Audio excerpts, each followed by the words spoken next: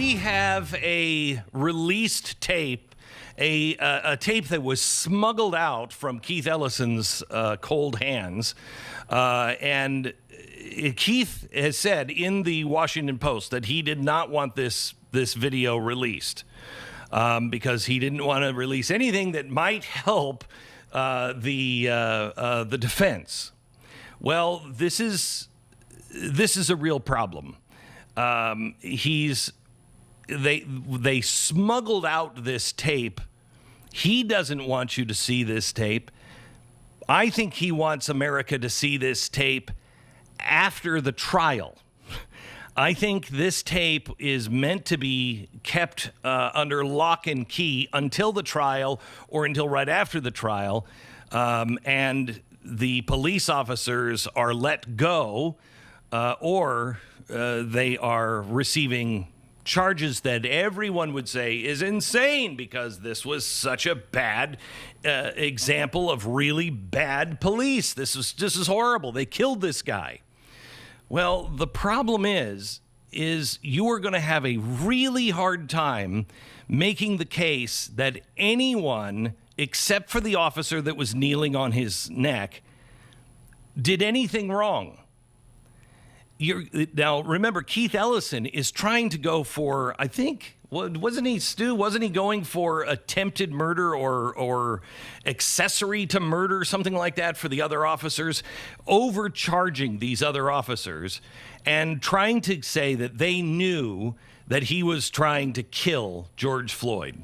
Yeah, that seems completely ridiculous. So these guys are the first day of their on the job, and they're supposed to call out this veteran off. I mean, that always seemed ridiculous to me.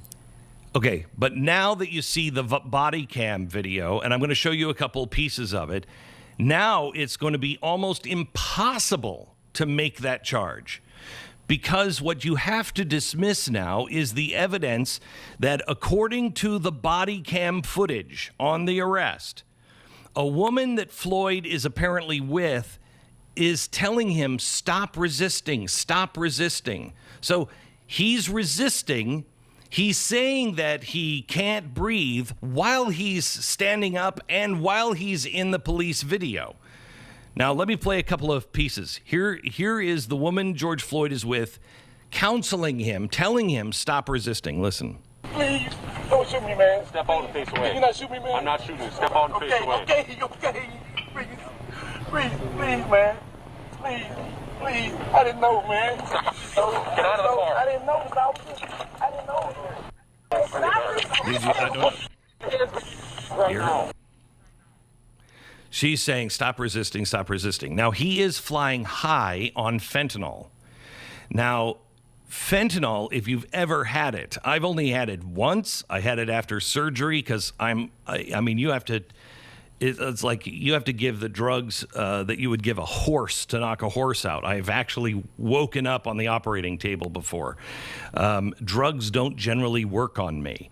Might be something in my past. I built up a resistance to them. I don't know, but they generally don't work on me. And they've had to put me down after I had surgery to keep me out of pain. They had me on a cocktail that included fentanyl. Fentanyl wasn't it. It included fentanyl. And I remember waking up in the middle of the night, and I didn't even know that I had a patch on me. I was just fresh out of the hospital. Certainly wasn't aware of what that patch was or anything else. And at the time, I had never heard of fentanyl.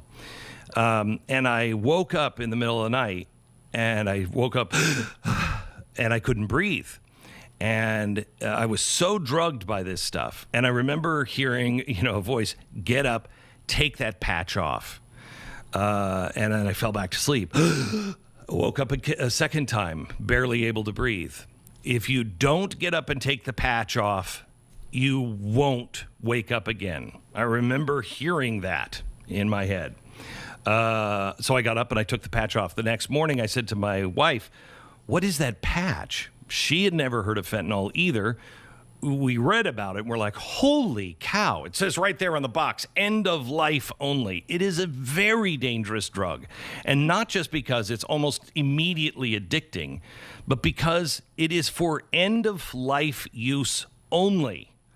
And it suppresses your respiratory system so much that it's easy for you just to stop breathing.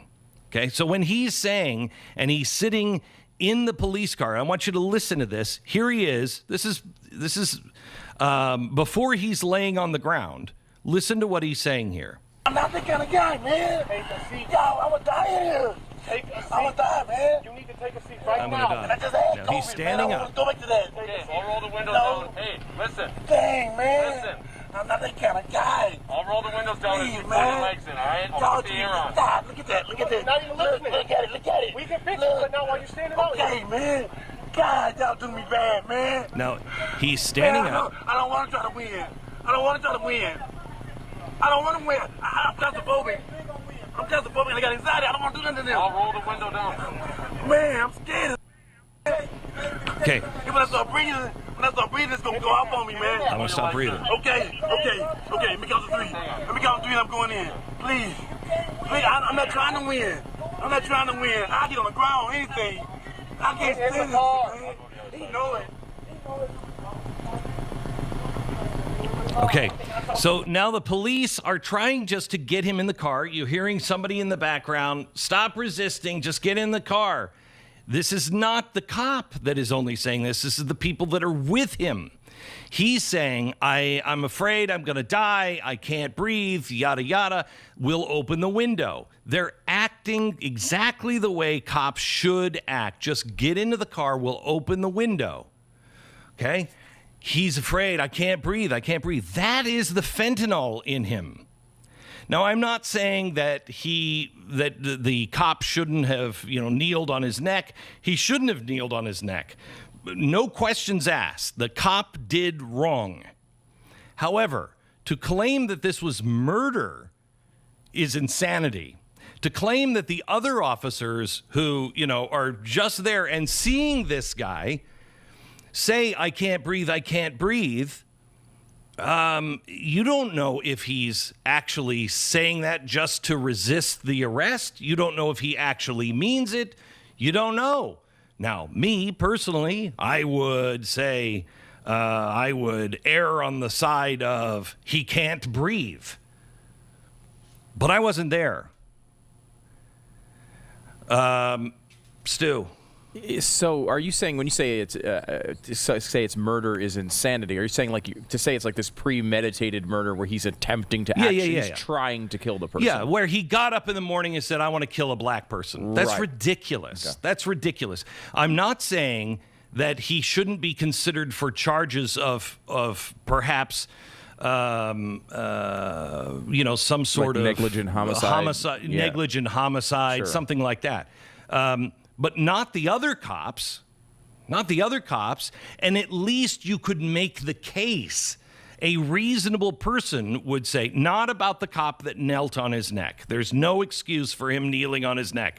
George Floyd should not have died because of somebody kneeling on his neck. If he would have died in the squad car, saying that he couldn't breathe with the window down, they'd still be blamed. They would still be blamed. But that is the fentanyl.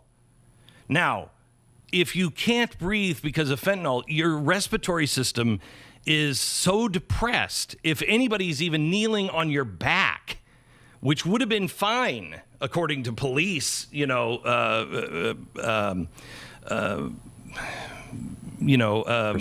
I can only think of procedures. Thank you. Because of police procedures, you could put your knee on his back, but I think that could have killed him too. With fentanyl racing through his system and saying, I can't breathe, they didn't know he had fentanyl in him. So now that you know that he has fentanyl in him, you would know, he really can't breathe. But that's the drug talking. They would have accused them of wrongdoing even if they would have just put him, even if he would have gotten into the squad car and then he would have died because of the fentanyl, they would have accused the cops of doing something wrong. There's one cop that did something wrong, kneeling on his neck. But it is not premeditated murder or anything else. And I personally think that Keith Ellison tried to suppress this information to flame the fires, to, just keep fan the fires. I don't know what's wrong with me today, but fan the fires to keep those embers burning hot, and also to increase the outrage when these guys are found not guilty because Keith Ellison has overcharged them. And gee, I wonder when that's going to happen. But I think that Keith Ellison has overcharged them, and I said this before this video. I think he is overcharging them, and I think he's doing it for a reason, because he wants these guys to win in court. He wants them to go free because it will set the cities on fire a second time. Is there anybody in the media that is willing to look at the truth? I know Tucker Carlson did. There are very few people. I think Matt Walsh, Tucker Carlson, they were the very few that actually took this on and said this is wrong, and they are right to do it. And no one is saying that the cop is right. What they're saying is this changes the view of everything. The cop still can be guilty, but this does change the view of things. But why would anybody in the media want to do that? Especially when there's an election to win.